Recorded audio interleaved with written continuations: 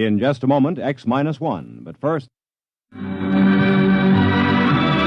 it is again. Say It With Music, your invitation to 2 full hours of the best live music weekday mornings on NBC Bandstand. This week, Ralph Flanagan's group, plus Russ Morgan and his orchestra, bring you mellow and relaxing tunes. But don't get too relaxed, because the 4 lads are back again as Messer's Music. And Bert Parks, your bandstand MC, keeps you smiling between numbers. It's a great show live all this week on NBC Bandstand. And now, stay tuned for X-1 on NBC.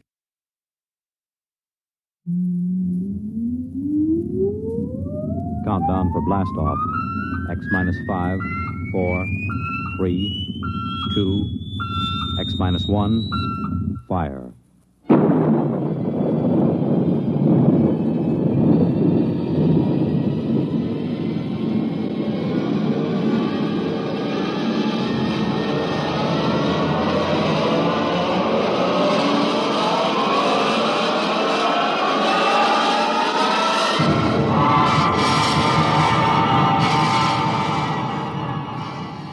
From the far horizons of the unknown come transcribed tales of new dimensions in time and space. These are stories of the future, adventures in which you'll live in a million, could be years, on 1,000 maybe worlds.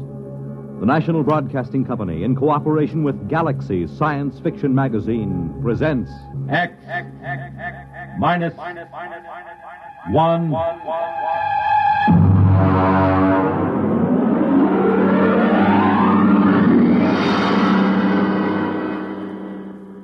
Tonight, a story by Frederick Pohl, Tunnel Under the World.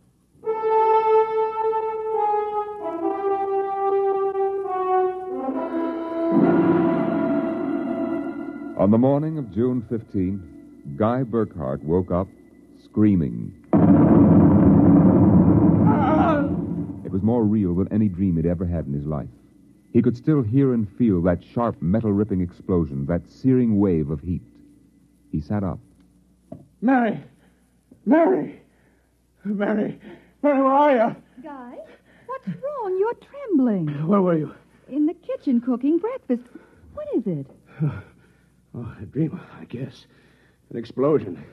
Did you say an explosion? Yes. But that's the dream I had. What? I dreamed there was a big explosion and then something sort of hit me on the head. Holy smokes. Maybe there really was some sort of explosion and it started us dreaming. Well, there'll be an explosion down at your office if you don't hurry and get to work.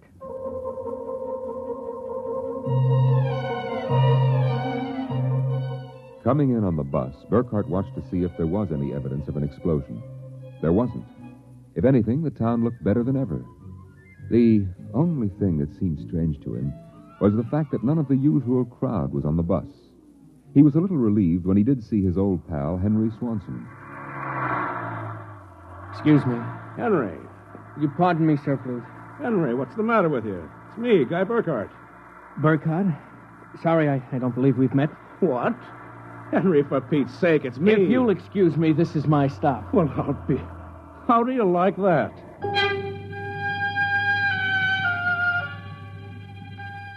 Guy Burkhart got off in front of the gigantic Controchemical building and took the elevator to the 98th floor, where he had worked in the accounting department for 12 years. It wasn't until he was almost at his floor that he realized the speaker wasn't playing the usual commercials. Are you happy with your present home freezer? Of course not. Well, the answer to your problem is a Feckle freezer. Feckle freezers are better freezers. Most wives would do anything for a Feckle freezer. Are you happy with your present home freezer? Of course not.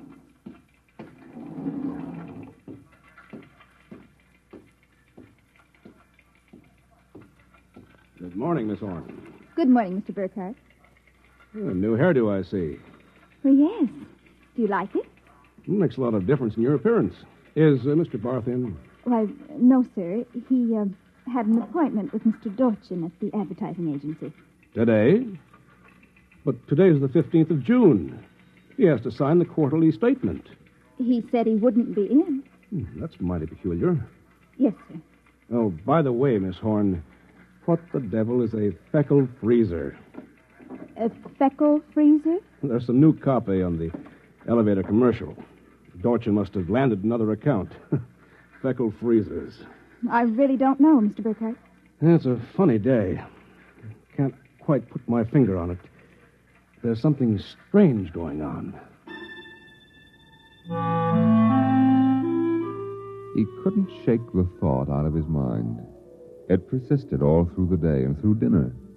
He was still brooding as he and Mary got ready for bed. I guess I'll get a good night's sleep. Coming? I think I'll sit up and read for a while. All right, dear. Good night. Good night, dear.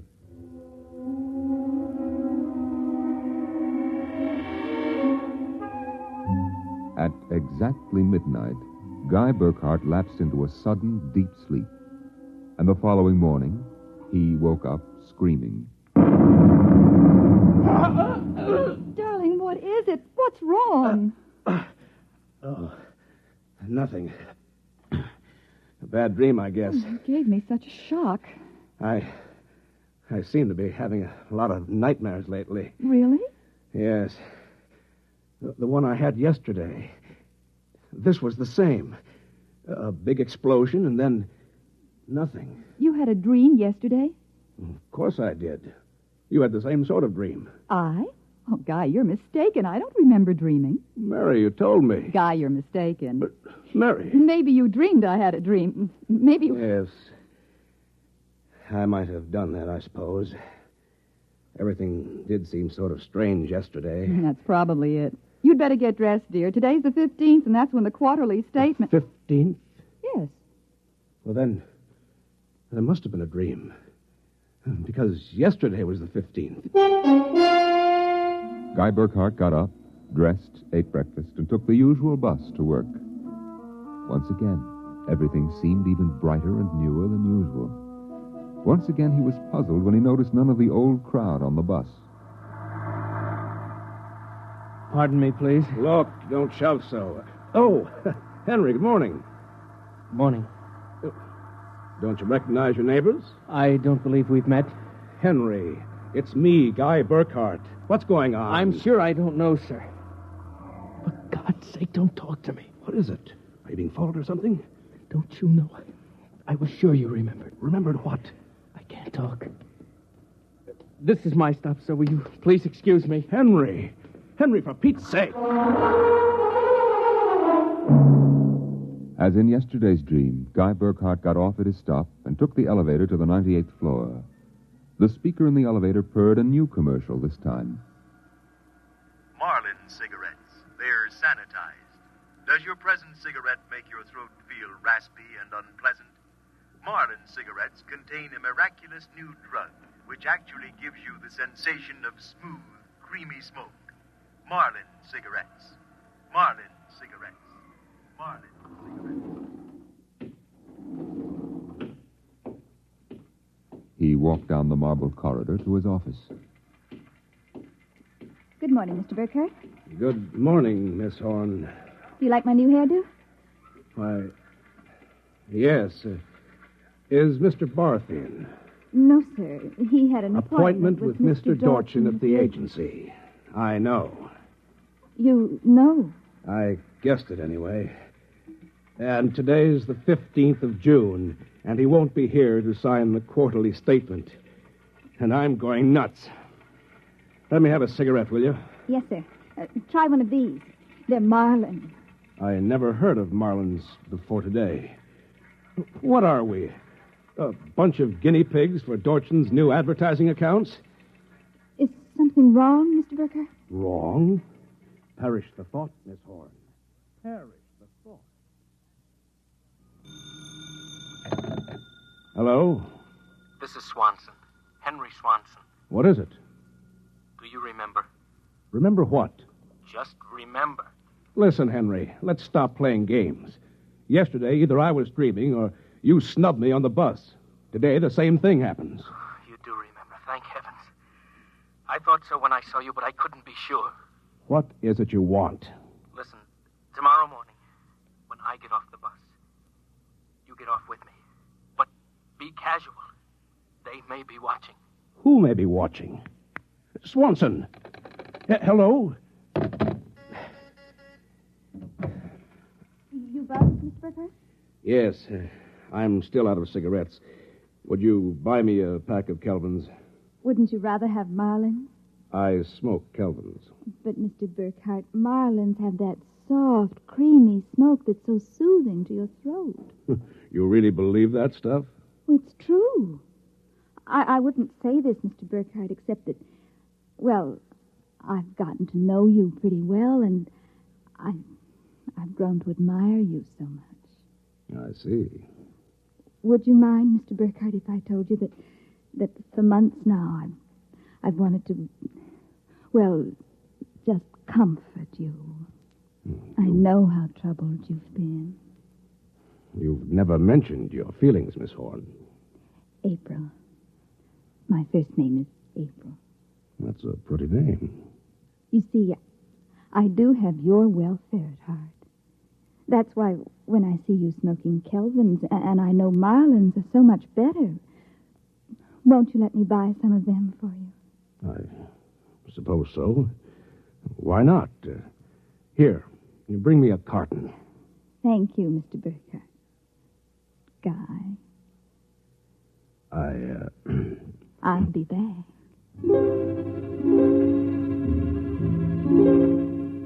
There was something wrong, something definitely peculiar about what was happening. The call from Henry Swanson, the strange behavior of this secretary, Miss Horn, these new products, the dream. Guy Burkhart went home that night feeling like a man in a nightmare. That you, dear? Yes, me. Have a good day. Fair. Oh, before you sit down, would you go down the cellar and put in a new fuse? The switch in the hall closet blew out, and I shut it off. Okay. Supper will be ready in a minute, so don't start fooling around with that old boat hull you've been building. I won't.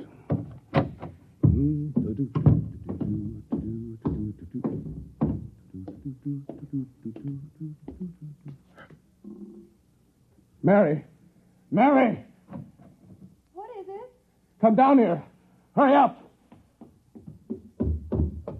What is it? I'm not sure. I was looking for a fuse, and I thought maybe I'd drop one under the boat hull, so I scratched around. Look. Let me put the flashlight on it. Well? Look at the floor. What about the floor? It's supposed to be cement. Well? It's copper. There's a thin layer of cement, but underneath it's metal. Look here. Underneath the concrete, more metal. There. And here, on the wall, metal.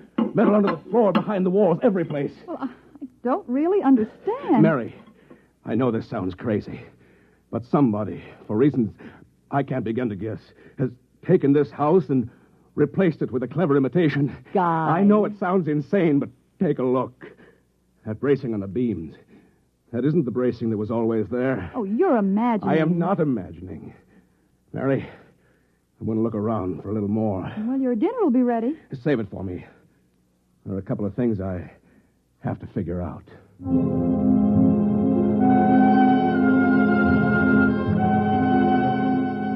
The following morning, Guy Burkhart woke up screaming. He dragged himself into the kitchen where his wife Mary was preparing breakfast and discovered it was still June 15th. Mary, listen. Guy, what is it? You're trembling. Mary, the dream. Dream? About the explosion. The same one we've been having. We? I didn't dream about any explosion. You did. Why are you covering up? Covering up, Guy? What's happened to you? It happened. It happened. What? Where's the morning paper? Where is it? Outside the door, I guess. June 15th. Well, you'd better hurry. Today's the day Mr. Barth fills out the quarterly tax return. No, it isn't. What? He won't be there. He'll be at a meeting with the head of the advertising agency. Mr. Dorchin? He'll be there, and Miss Horn will have a new hairdo. And the elevator will be selling some new product. And Swanson... What about Swanson? Swanson. I wonder if it's going to be the same today or whether... Guy, what in the world are you talking about? Nothing. Where's my coat? You haven't had breakfast. I don't want to miss my bus. I'll see you tonight. Guy Burkhart got on his bus. There were the same unfamiliar faces, the same unusually new-looking buildings, the same unusually bright sunshine, and Henry Swanson, pale and furtive. Oh, excuse me, sir. You're quite all right. Do you remember the phone call? Yes. Oh, thank heaven.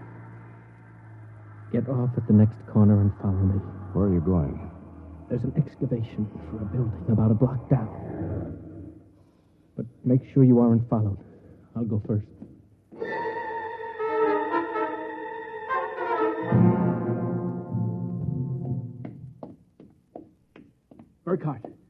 Burkhardt, here behind the fence. Now, Henry, what's this all about? Just a minute. I want to make sure you weren't followed. Followed by whom? By them, of course. And just who are they? I'm not sure. At first, I thought perhaps they were Russians. Now I'm beginning to think they're Martians. No humans could have accomplished what they've accomplished. Look, start from the beginning, Henry. What's going on? Burkhardt, peculiar things have been happening to you, right? Yes. A lot of your friends are missing. Your house seems changed. Yeah, there's something stranger than that. The date. Today is June 15th. Yet I could swear that yesterday was June 15th and the day before that. Yes, you've got it. It's always June 15th. And you and I are the only ones who know it. But why? How? I'm not sure. I think it's some sort of mass hypnosis or something. Why didn't it work for us? My wife Mary doesn't remember things. Somehow, when it happened, they missed us. We were protected from the full force of the rays or whatever they use. Burkhardt, where were you on the night of the 14th, about midnight? That was Sunday night. Yes. I was down in the cellar, under that boat I'm building. And I was in my darkroom developing some pictures. It just doesn't make any sense to me. Russians, Martians. What makes you think so? I've seen them. Where? At the end of the tunnel. What tunnel? The one that they built under Tylertown. A tunnel under Tylertown? Yes, that's right. It's made out of copper or some alloy. Wait a minute. I found a copper layer under my cellar floor last night. Yes, so did I. That's how I discovered it. I found a way to get in, too. It's at the bottom of this excavation. Holy mackerel. Why don't we tell the police? Because we can't trust them. Even the police may be Martians in disguise. You're being melodramatic. Am I? You just come with me. Where? Into the tunnel. I'll show you. Henry Swanson led Guy Burkhardt to a small hole in the side of the excavation. There he removed a cut-out piece of metallic substance, and they crawled into a dimly lighted tunnel. They walked for what seemed like 2 miles, until Swanson held his finger to his lips. We've got to be quiet now. Henry, this is fantastic. They've got a tunnel right under the whole town. Oh, Burkhardt, you haven't seen anything yet. There's a room a little further down. We'll be able to look through a glass in the door. Is it safe? It's perfectly safe, unless one of them comes along. Now, come on.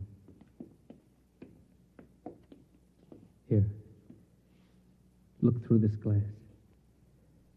Now, just so I know I'm not completely insane, tell me what you see. Good Lord. Well? A tremendous panel with dozens of telescreens.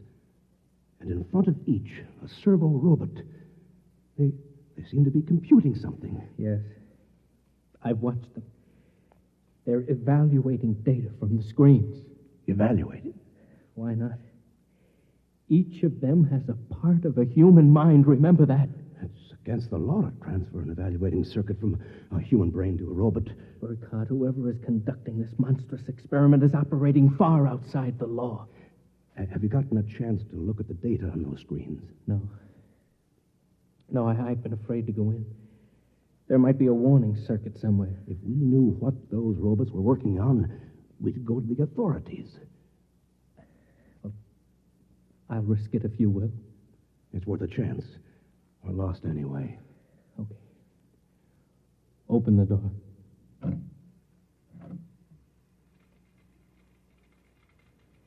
So far, so good. Come on. Let's take a look at that data. Yes, but don't interfere with the robots. Don't worry. Let's look at the screen. Whew. Listen to this.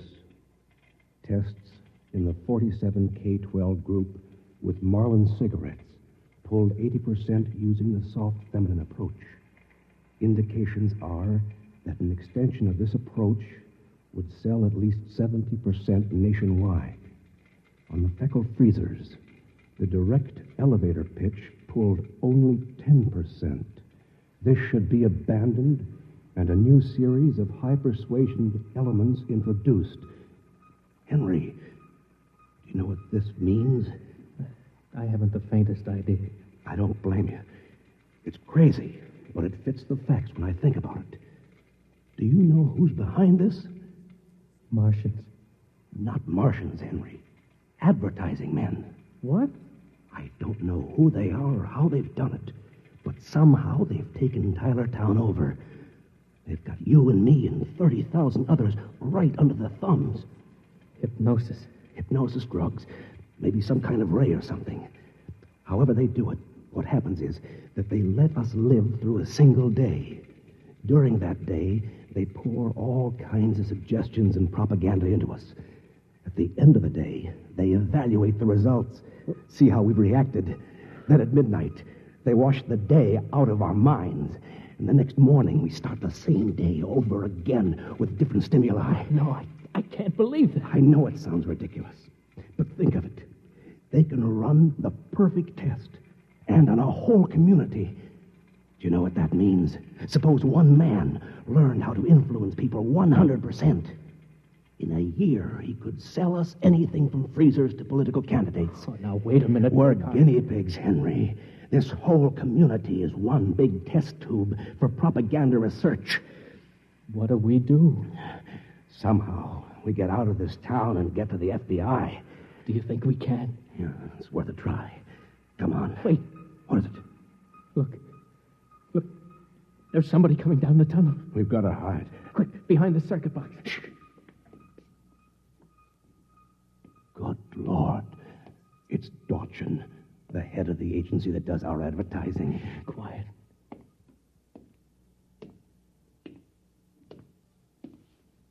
All right, Burkhardt, come out. We know you're in this room. Miss Horn has informed us that you remember. I must warn you, it's useless to buck us. Come out peacefully and let our maintenance crew adjust you properly so you don't remember from one experiment to the next. It'll be quite painless. If you don't come out peacefully, we'll have to get you. Henry, take this wrench. When I give the word, jump him. He may be armed. We've nothing to lose. Very well. I'm coming after you. Now!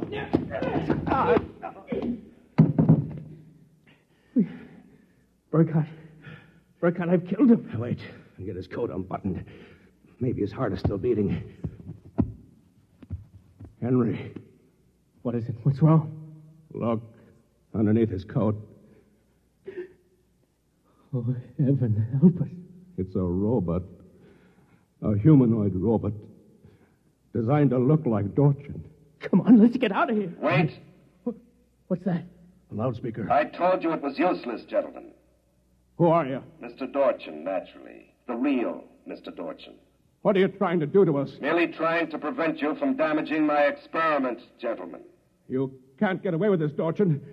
Sooner or later, somebody, the FBI or somebody, is going to get wind of this madness. Oh, now, really, Burkhardt, you're quite naive. Now, why don't you be reasonable and let the maintenance crew adjust you? If I refuse, I suppose you'll kill me. That would be quite impossible. Oh? You see, Burkhardt, you're already dead. Dead? You're shocked. It's quite true. You and everyone else in this town were killed by premature atomic blast at the Control Chemical Plant. The blast occurred at 7 a.m. on June 15th. That's the last thing imprinted on your minds. That's why you wake up screaming each morning. It isn't true. Oh, but it is. What I and my associates did was take the brain circuits from your dead bodies. We stored them in electrochemical batteries until we had a chance to rebuild the cities and begin our tests. Do you think I believe a fantastic tale like that? I imagine you'll find it incredible. Of course, we didn't rebuild everything exactly. After all, it only has to last for a single day. June 15th. At midnight, we turn off the power and wash out the memory of the day. You and your friend Swanson, unfortunately, have defective circuits. You'll remember. Burkhardt, it's no use. We're trapped. Please give up. Not me. But what can we do? We can make a run for it down the tunnel. Come on. It's useless, Burkhardt. Keep going. It's useless. Useless.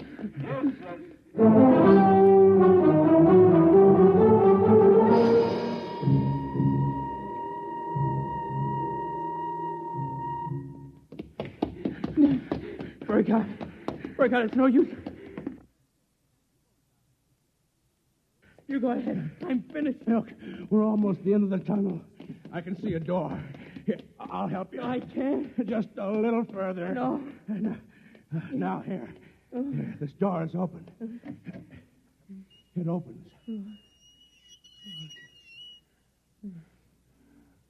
Oh, no.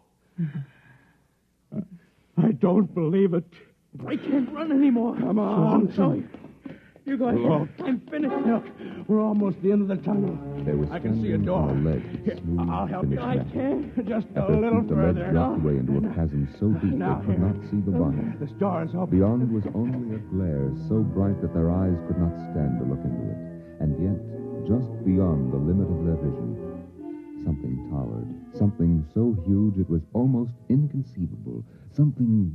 Burkhardt, Yes? this is Dorchin. Now, do you understand why it's useless? The great looming figure moved closer. It seemed to take shape now, and yet it was so gigantic as to be unbelievable. It came closer. The glare was partially blocked, and then Guy Burkhardt knew that the towering shape was none other than Dorchin himself. You see how I did it, Burkhardt? I took your brain circuits and had them reduced so they could be transferred to tiny humanoid mannequins. That's what you are, Burkhardt. A tiny miniature of yourself. And this city, this whole experiment I'm conducting, is built on a tabletop. It was the morning of June 15th, and Guy Burkhardt woke up screaming.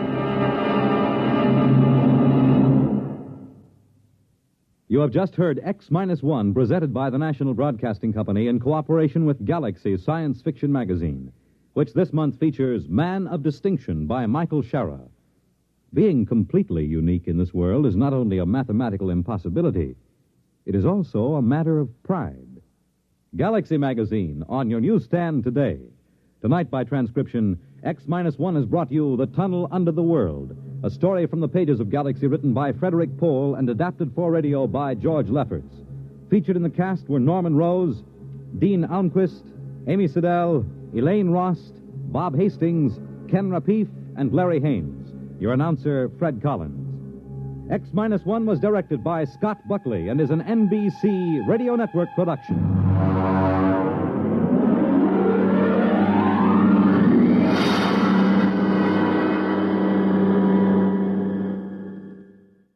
The music of Russ Morgan live on Bandstand weekday mornings on NBC Radio.